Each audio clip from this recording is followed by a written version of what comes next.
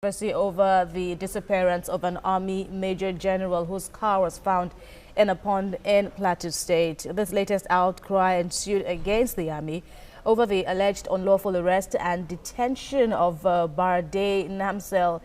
He owns a building around the mining pond. His neighbors say he was arrested and detained after he asked about compensation for his collapsed property. TVC News Plateau correspondent Funam Joshua tells us more. This mother of two is downcast at this moment. She says for the first time her children have not heard from their father for a week without a proper explanation. The husband, a certified builder, was arrested for demanding to know why his property collapsed while in custody of the Nigerian Army after he released it for investigation to be carried out. The wife, who couldn't control her emotion, is now begging for the release of her husband, who she claims has a health challenge and has been in detention for over a week.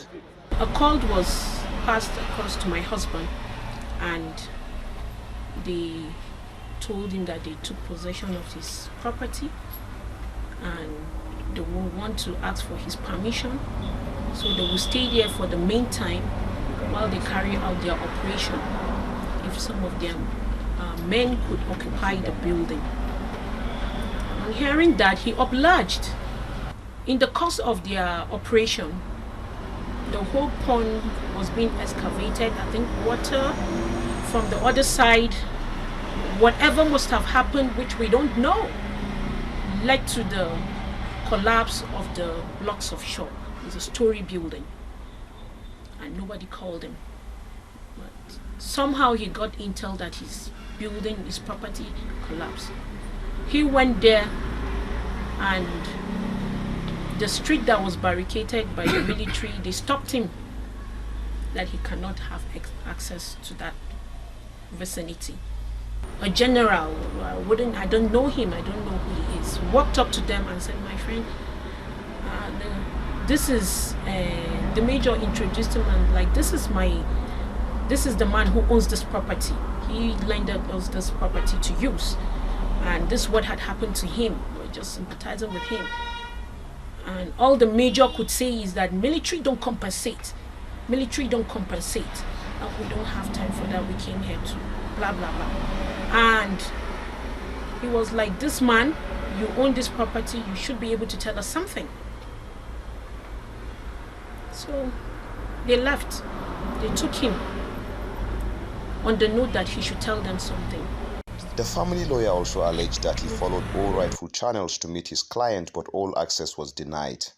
"I have done what is appropriate.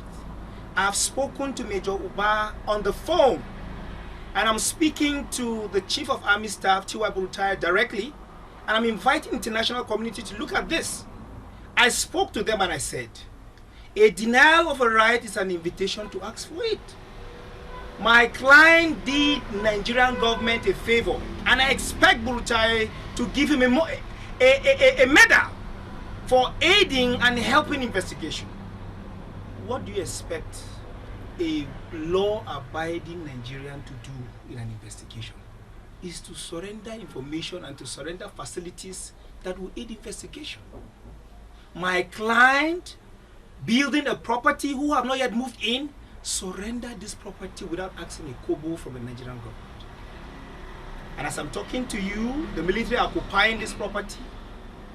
And just from the blues, because some of the shops collapsed as a result of the evacuation of the water, without an environmental assessment for such a massive ecological project, you needed to do an intensive environmental assessment to look at the effect of such a particular activity in the host community.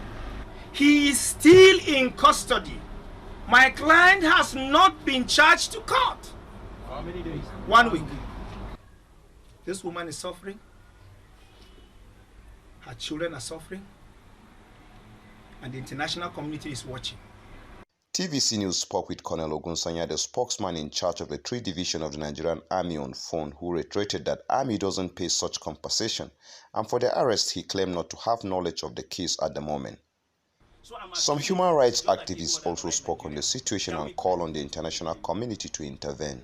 So I'm appealing, just like every other right in Nigeria, that we condemn in totality every form of killing of a common man and a rich man. of a military personnel, retired military personnel, and a civilian. Death is dead, and we condemn it in totality. But again, we are calling that this impunity must stop. That you must conduct your investigation within the ambit of the law. That you must respect the fundamental rights of people. That people must have access to their family members, and people must be allowed to access their lawyers, and people should be charged to court if it has a strong case against them. This kind of act cannot be happening in the 21st century and in a civilized nation like Nigeria. I mean, we cannot tolerate that kind of thing, whatever is the reason. So I hope that the military will do the needful. One, they need to release this man unconditionally. Two, if they have a case against him, charge it to court. Three, they need to apologize to this woman and her kids for making their father look like a criminal when he's not a criminal. The Nigerian Army is known for proper conduct mostly during its operation, and as such is expected to respond on the allegations leveled against its authority. For Joshua, TVC News, Jos.